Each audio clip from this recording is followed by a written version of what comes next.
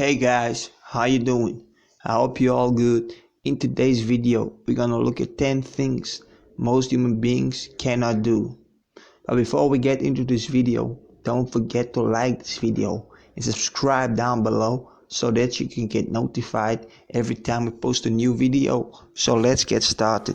At number 10, we got raise one eyebrow. When it comes to raising one eyebrow, there are only a few people who can do this trick. Like for example, Mr. Spock and The Rock Dwayne Johnson are people who do this easily, and most people try so hard to imitate them but fail to get it right. Most people call the one raising eyebrow the moving cock. But if you want to learn this trick, all you have to do is start off and do these steps and you will get it right. Number 1 is start by keeping one eyebrow down with one hand and holding one up with the other. Keep practicing this in the mirror so you can detect the correct muscle movement to obtain one eyebrow up. Once you are familiar with this and can do it quite well, try it without using your hands.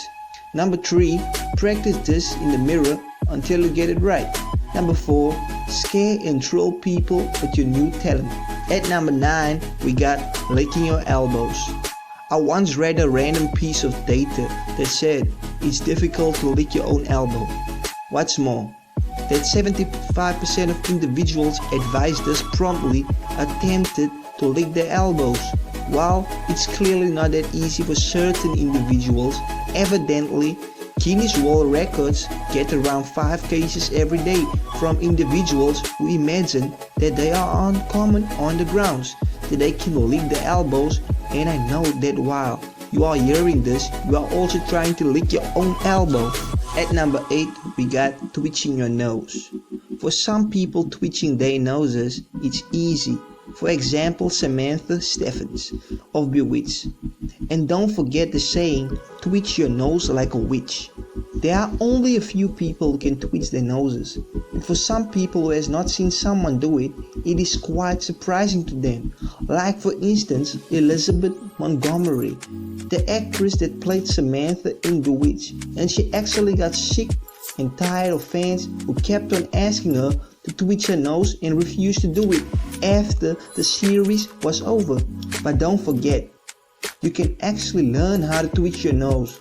And there's a lot of sources who can help you with that. If you're interested in twitching your nose, you can actually learn this on WikiHow. At number 7, we got wiggling your ears. When you look at people who can wiggle the ears, there are only a few people who can do this, while most people who try to wiggle the ears fail. Scientists claim that the reason some people cannot wiggle the ears is because the mechanism behind ear movement is sophisticated. There is a lot of sources that claim that you can train yourself on how to wiggle the ears, and when you are able to move your ears, you will not be able to do it without your scalp moving. And raising your eyebrows will always be more impressive than wiggling your ears. At number 6, we got sneezing with your eyes open. Did you know when you sneeze, you always close your eyes? But there are people who can sneeze without closing their eyes. Now this is one of the hardest things to do, but there are some people who manage to get it right, so it is possible. Most people think when you sneeze with your eyes open, your eyes is gonna pop out. But when you sneeze with your eyes open, your eyes won't pop out. And some people who manage to sneeze with their eyes open usually accomplish this feat if they hold their eyelids open. At number 5, we got touching your nose or chin with your tongue. When it comes to people using their tongues to perform tricks, there are quite a few people who's very good at what they are doing. In my life experience, I've also seen people touch their noses or chin with their tongues in videos and in real life. Like for instance, the celebrity Gene Simmons of the rock band Kiss can do this easily, touching his nose or chin with his tongue. There were a few rumors that said that Gene had a tongue grafted onto his own, but that was all lies. And he also said that he saw that his long tongue came in handy with the girls. So if you do have a long tongue, do not feel ashamed. It is actually a good thing. At number 4, we got rolling tongue. Now many people can roll their tongues, and it's very common. and 25% of the world's population are able to do it.